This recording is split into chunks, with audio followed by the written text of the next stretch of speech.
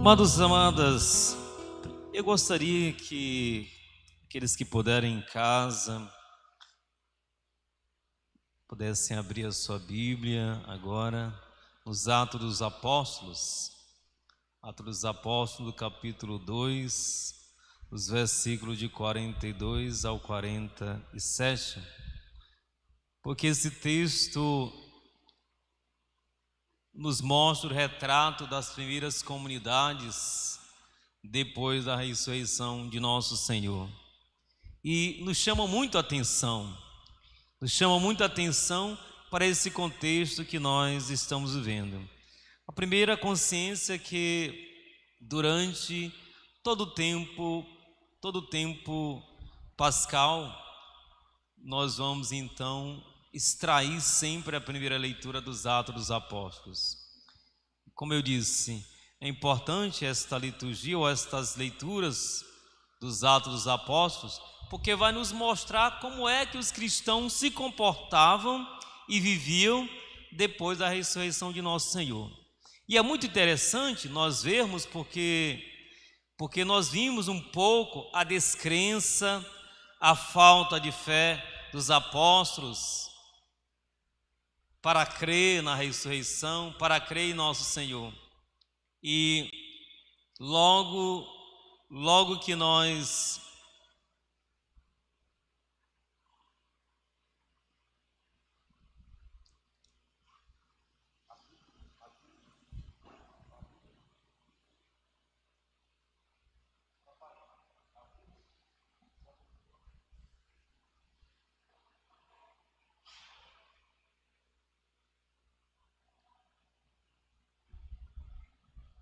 então mostra muito para nos mostrar muito bem como é que viviam e se comportavam. E aí é importante nós vermos como era que os apóstolos se comportavam naquele contexto que eles estavam com medo, que eles não conseguiam entender a ressurreição e as aparições de nosso Senhor. Eles não conseguiam compreender. E agora nós vimos, depois da ressurreição, como é que eles se comportam, a maneira como eles vivem e os milagres e prodígios que eles fazem em nome de Jesus. E tão tal que isso era verdade, que nós vimos como é que se comportava a comunidade depois da ressurreição. Diz a palavra que eles eram perseverantes em ouvir os ensinamentos dos apóstolos. Quer dizer, se a comunidade, o povo ouvia os apóstolos, é porque viam neles sinais, atitudes que estavam relacionadas à pessoa de Jesus. Ou seja, eles iam nos apóstolos a pessoa de Jesus. A tal ponto, amados, que aqueles que tinham suas propriedades, aqueles que tinham seus bens, as vendiam e colocavam aos pés dos apóstolos. Quer dizer, a gente faz isso quando a gente confia em Deus, mas a gente faz isso quando a gente confia que naquela pessoa que a gente está depositando o nosso bem, ela é uma pessoa de Deus, é uma pessoa da nossa confiança. Por isso, eles colocavam tudo aos pés dos apóstolos. Os apóstolos, junto com a comunidade, ia decidindo aonde se aplicar, aonde se colocar aqueles bens. Então aprendamos aqui na primeira leitura, a palavra ela não pode deixar de ser ouvida, porque é a palavra que fortalece, é a palavra que ensina aquilo que Deus quer que nós façamos. E o parênteses que eu abro aqui para a nossa realidade, talvez, amados, esse contexto que nós estamos vivendo, a lição que nós podemos tirar e pensar era como é que eu estava me comportando até então. Eu era um ouvinte da palavra, mas mais ainda, além de ouvinte, eu era um praticante da palavra. Talvez, amados, esse período que nós estamos é um período para a gente, de isolamento, a gente repensar, do quanto nós deixamos de dar importância à palavra de Deus. Basta nós vermos a nossa vida de oração, a minha, a de vocês. Será que eu levava a sério a oração? Será que todo dia eu tinha o cuidado e o zelo de ler a palavra de Deus? E posso entender aqui, amados irmãos, que Deus quer que nós voltemos a viver em comunidade. Deus quer que a partilha volte a acontecer. Deus quer que os bens sejam colocados em comum. E vejam, a comunidade dos apóstolos não existia nem ricos, mas também não existia pobres. Sabe por quê? Porque todos os bens eram partilhados. Porque todos os bens eram partilhados. E talvez seja isso que Deus quer que nós entendamos, que na nossa vida tem que haver partilha. Na nossa vida tem que haver a graça da comunhão, a graça da unidade. E esse é um tempo para que a gente faça isso. Agora é importante, não haverá comunhão na igreja, não haverá comunhão no mundo, enquanto não houver comunhão e partilha dentro de casa. Porque nós sabemos muito bem, amados, que dentro de casa mesmo nós não conseguimos distribuir os bens, nós não conseguimos chegar a uma igualdade. Vejam os nossos ganhos, vejam os nossos salários, será se nós colocamos em comum? E tantas vezes eu já falei aqui em outras missas, que às vezes nós julgamos aquele dinheiro ser meu, então eu faço o que eu bem quero com aquilo que eu ganho. E nós temos um tempo agora para repensar a respeito disso. Nós temos um tempo para, com base nas leituras que nós vamos ouvir durante todo o tempo pascal, de nos deixando instruir de novo pela palavra e pelos ensinamentos dos apóstolos que nos ensinam a viver em comunidade. Nós não sabemos mais viver em comunidade. E vivemos, mas ainda não é, amados, do jeito que Deus quer. E essa é uma oportunidade para que nós voltamos a viver na comunidade, na escuta da palavra, na oração e na partilha, porque era isso que os apóstolos faziam no início. Na fração do pão, quer dizer, eles continuavam a celebrar a Santa Missa. E não era, amados, não era aqui como nós, não era na igreja, era dentro de casa. Era dentro de casa, os apóstolos iam, as famílias iam, e aí acabavam em oração, meditando os salmos, a palavra de Deus, e depois se concluía na fração do pão, que é a própria Eucaristia. Devemos aprender nisso. E o Evangelho segue nesse mesmo raciocínio. É tão tal que Jesus, depois das suas primeiras aparições, Jesus faz questão agora de aparecer em dia de domingo. Por que o dia de domingo? Para ressaltar que o dia santo, o dia sagrado, o dia de Deus, o dia do repouso é o dia de domingo. Sede, eu já expliquei isso várias vezes aqui, sede não é mais o sábado para nós cristãos, é o dia de domingo. Por que, padre? Porque é o dia da ressurreição. Diz então o Evangelho, amados irmãos, que ao anoitecer daquele dia, o primeiro da semana, estando fechada por meio dos judeus as portas do lugar onde os discípulos se encontravam. Vamos abrir nossa Bíblia agora no Evangelho de São João, no capítulo 20, por favor. Aí em casa, abram a Bíblia de vocês, no Evangelho de São João, capítulo 20, os versículos de 19 ao 31. João 20, 19 e 31. Então está nos dizendo aqui a palavra que no primeiro dia da semana, os discípulos estavam ainda de portas fechadas, mas acredito aqui em oração, mas com medo, naquela confusão ainda, para entender o que Jesus queria. Porque eles já tinham feito a experiência com Jesus. Já. Maria tinha feito a experiência com Jesus, ele apareceu como jardineiro. Os discípulos de Emaús tinham feito a experiência. Depois Jesus aparece a um grupo maior e depois torna a aparecer também como um pedinte lá à beira do lago de Tiberíades. O Evangelho de Mateus fala que depois ele aparece ainda a um grupo maior. Mas agora Jesus começa a dar um direcionamento, porque a questão era essa: quando Pedro volta a pescar com os outros discípulos, está mostrando que eles não sabiam o que eles deveriam fazer de agora para frente.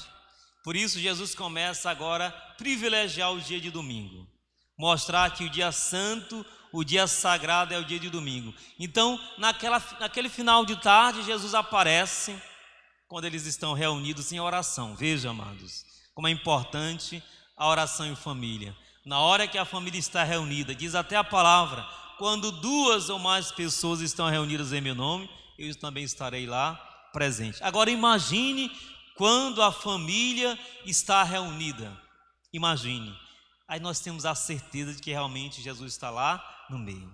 E veja que Jesus não aparece, ele não se coloca atrás, nem de lado. Ele se coloca no meio, para dizer que a razão, o sentido de nós estarmos reunidos é Ele.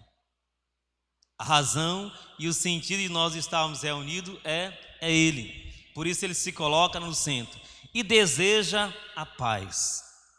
A paz, porque não tem coisa mais agoniante do que quando o seu coração está inquieto. Não tem coisa mais dolorosa quando a gente não tem paz, quando você não dorme, quando você fica com um pensamento contínuo na cabeça, a insistir em lhe tirar toda a sua paz. E era assim que os apóstolos estavam, apesar da experiência com o ressuscitado, mas era confuso. Eles não conseguiam entender ainda, de fato, se Jesus estava morto, se estava vivo, se ali não era só mesmo um fantasma. E por isso eles ainda estão inquietos, com medo. E aqui é importante olhar. Olha o retrato inicial da vida deles, era de portas fechadas. Depois da ressurreição, na primeira comunidade, como nós vimos, era anunciando e testemunhando o Evangelho. A diferença de quem está com medo, portas fechadas, e de quem não está mais com medo, anunciando o Evangelho. Então Jesus deseja a paz, para que eles possam ter a paz e a serenidade, e possam na tranquilidade, na serenidade do ressuscitado, compreender que Jesus está vivo. E pondo-se no meio deles, depois Jesus faz o que? Mostra-lhes as mãos e o lado. Veja, quando a gente fala, amados irmãos, amadas irmãs, de ressurreição, nós não podemos mais pensar naquele Jesus crucificado. Nós não podemos mais pensar naquele Jesus chagado. Nós temos que pensar num Jesus vencedor, triunfante, glorioso, porque ele venceu a própria morte. Mas veja que Jesus faz questão de deixar sinais que a vida em si, que nos dê certeza de que aquele que foi crucificado é o mesmo que está ressuscitado. Por que ele faz isso? Porque ele sabia que os apóstolos depois teriam dificuldade de acreditar. Porque ver ou ter na lembrança um homem todo sofrido, chagado, açoitado, oprimido, e agora ver um homem glorioso, não era fácil. De imediato saber, aquele que estava morto, crucificado, é o mesmo que está ressuscitado. Isso para nós agora é fácil, mas no tempo deles não era fácil isso. E por isso, para que eles não duvidassem, Jesus deixa o quê? As marcas dos pregos e a marca do lado. Vejam aqui, olha, sou eu mesmo que fui crucificado, mas sou eu mesmo que agora estou ressuscitado. E mostra-lhes as mãos para que eles não duvidem, mas de jeito nenhum. E aí diz o texto que eles se alegraram por verem o Senhor. Depois ele torna a desejar a paz, porque era muita alegria, mas era muita confusão. E Jesus queria que eles tivessem serenidade agora. Tenham serenidade para poder o coração de vocês absorver, entender que eu venci, que sou eu mesmo que convivi com vocês, sou eu mesmo que vos dei um mandamento novo, foi eu mesmo que celebrei a ceia com vocês, vos mandando fazer a mesma coisa. E depois disso, amados, Jesus então sopra-lhes o Espírito Santo. Jesus diz: do jeito que o Pai me enviou, eu também vos envio. E depois disso sopra-lhes o Espírito Santo. Quer dizer, quando Jesus envia eles e sopra o Espírito Santo, foi para quê? Para que eles construíssem a comunidade que nós vimos na primeira leitura, nos Atos dos Apóstolos. Era para que eles começassem a ensinar as pessoas do jeito que elas deveriam passar a viver de agora para frente. E tem um detalhe: Jesus não quer mais nós do mesmo jeito, não queria. Por isso, quando Jesus sopra o Espírito Santo, diz para eles: receba o Espírito Santo, e a quem vocês perdoarem os pecados, eles serão perdoados. De quem vocês não perdoarem, eles serão retidos. Quer dizer, Jesus não queria que a comunidade nova começasse no pecado. Jesus queria que a comunidade nova começasse na graça e na santidade. E se alguém viesse a pecar, em algum momento, pudesse ter os apóstolos, pudesse ter os presbíteros para lhes perdoarem os pecados em nome de Deus. Por isso Jesus os envia, lhes dá a graça, a força, mas lhes dá poder de até em nome de Deus perdoar os pecados. E aqui, amados, depois desse evento, eles então começam a entender qual era a missão deles. Eles começam a entender que eles não eram mais pescadores de peixe, mas eles eram pescadores de homem. O fato é que quem está fora da comunidade não faz experiência com Jesus. E tinha um deles que não estava, que era Tomé. Não fez a experiência. E quando ele encontra os outros alegres, testemunhando, dizendo que viram Jesus e que Jesus tinha lhe dado os poderes enviados, ele disse: tudo bem, eu acredito, mas me provem que Jesus esteve com vocês. Me prove, eu quero ver. Nós ficamos até escandalizados com a atitude de Tomé, né? Ô, falta de fé, meu Deus do céu. Mas se fosse nós também, amados, naquele contexto, não seria diferente. Nós, com todas as evidências, com tudo que nós temos hoje, nós fazemos a experiência, acreditamos. Quando passa 2, 3 dias, vem a dificuldade, nós estamos: meu Deus, Deus não existe não, porque olha aí o que eu estou passando. Talvez é a palavra que mais nós temos dito nesses dias. Será que Deus existe? Por que Deus está fazendo isso? Nós até atribuímos a culpa a Deus. Porque está tendo tanto sofrimento, tanta gente doente agora, depressiva. Porque também se encontra no momento que a fé poderia ser, a fé poderia e é esse meio pelo qual não permite que nós entremos em desespero. E quando a fé vem a faltar, amados, o desespero toma de conta. Quando a fé já não existe, quando a fé está abalada, quando a fé não funciona, aí nós vamos abrindo espaço para que o desespero vá tomando de conta. Uma coisa que é desse tamanho começa a ficar desse tamanho, a tal ponto da gente não ver mais saída. A gente não vê mais saída. Por isso, a fé nesse momento é fundamental. Alimente a tua fé na palavra. Reze para que nós não cheguemos a essa situação do desespero. Possamos até passar por aflições, faz parte da vida, tribulações, angústia, mas nunca sem perder a fé. A fé, quando ela é perdida, então temos a certeza do desespero vai tomar de conta e as demais coisas vão entrar. Eu já disse, tudo que o mal quer é que nós percamos a fé em Deus. Porque uma vez que nós percamos a fé em Deus, aí o mal vai reinar entre nós. E esse momento difícil que nós temos vivido, amados, não é para nós perdermos a fé. Pelo contrário, é para nós reencontrarmos a fé. E a vivamos em comunidade, a vivamos em família, a vivamos entre nós. Porque nós temos vivido a nossa fé, é verdade, mas nós a vivamos muito distante dos nossos. Nós não temos dado importância à nossa família. Nós temos ajudado muitas pessoas fora, mas nós não temos a paciência dentro de casa, de insistir, de saber que aquela pessoa precisa, é necessário, diz: não quer saber, então eu também não vou mais saber de você, não vou mais ajudar, porque não quer. É verdade que tem momento que a gente se irrita desse jeito, mas o dia de amanhã é para nos dar a graça de começar tudo de novo. E Jesus quer isso, Deus quer isso de nós. Por isso, Jesus torna a aparecer. Jesus poderia ter dito assim: Tomé, tu não acredita? Pois vá para baixo da égua.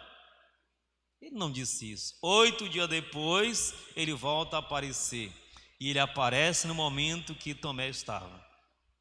Ele aparece no momento que Tomé estava, para mostrar que todos nós temos que ter, e Deus nos dá a oportunidade de fazer experiência com Ele. Agora eu digo, amados irmãos, esse Jesus ressuscitado, quem deve levar esses irmãos que não creem somos nós. Somos nós que já conhecemos, somos nós que temos que testemunhar, para que assim aqueles que não conhecem, aqueles que não creem, passem a acreditar. Imagine que as primeiras comunidades, aquele povo todo não acreditava. Mas quando os apóstolos testemunham que Jesus está vivo, olha a maravilha, eles começam até a dar os seus bens e colocarem aos pés dos apóstolos. Por isso, 8 dias depois, domingo de novo, Jesus aparece, deseja a paz e fala com Tomé. Está aqui, Tomé, coloca teu dedo, coloca tua mão, não sejas incrédulos, mas acredite. Nós vivemos, amado, num contexto que, embora que nós não estamos vendo, mas os sinais, aquilo que nos acontece, a experiência que nós temos feito aqui na igreja, a experiência da comunhão, da oração, tem que nos ajudar nesse momento a não entrarmos em desespero. Porque senão se questiona: meu Deus, a comunhão que recebi, a palavra que me foi anunciada, o batismo, a minha confirmação, tudo aquilo que eu recebi, será que não vale? Será que não me ajuda? Será que em que circunstância que eu recebi, que aquilo agora não vale mais nada, eu jogo tudo isso para fora como se não tivesse recebido nada? Eu tenho que fazer valer isso, amado. E a forma de eu fazer valer isso é agora. Eu retomando isso, tomar na consciência: eu sou batizado, eu sou crismado, eu estou cheio da graça, eu estou com a unção, eu tenho a força, eu conheço a palavra. Então comece a rememorar, comece a relembrar, comece a fazer de tal maneira que suscite em você a semente da fé que está dentro. Está dentro por quê? Porque você é batizado. E quando eu sou batizado, me é dado o depósito da fé. Está lá dentro de você. Está lá dentro o sinal de Deus. Está lá a presença de Deus em você. Tu pertences a Deus. Retoma aquilo que eu digo também. Nós somos de Deus e Deus é nosso. Nós estamos em Deus e Deus está em nós. Então é hora de retomar. É hora de, mesmo não estar vendo fisicamente Jesus, mas eu não posso duvidar. Eu tenho que dizer: Senhor, eu creio, Tu é o meu Senhor e meu Deus. É a hora da profissão de fé. É hora de colocar os joelhos no chão. É hora de dizer: Senhor, eu reconheço como meu Senhor e meu Deus. É a Ti que recorro, é em Ti que eu espero. E na Tua misericórdia, pela força da oração que eu estou fazendo, eu acredito sim, Senhor, que tudo isso vai passar. É um momento de provação, é um momento de dificuldade, mas eu sei, Senhor, que contigo e na Tua força da ressurreição eu vou vencer. É isso que Deus quer e é isso que nós queremos e devemos fazer a partir da experiência de Jesus ressuscitado. Louvado seja nosso Senhor Jesus Cristo, para sempre seja louvado, amado e adorado.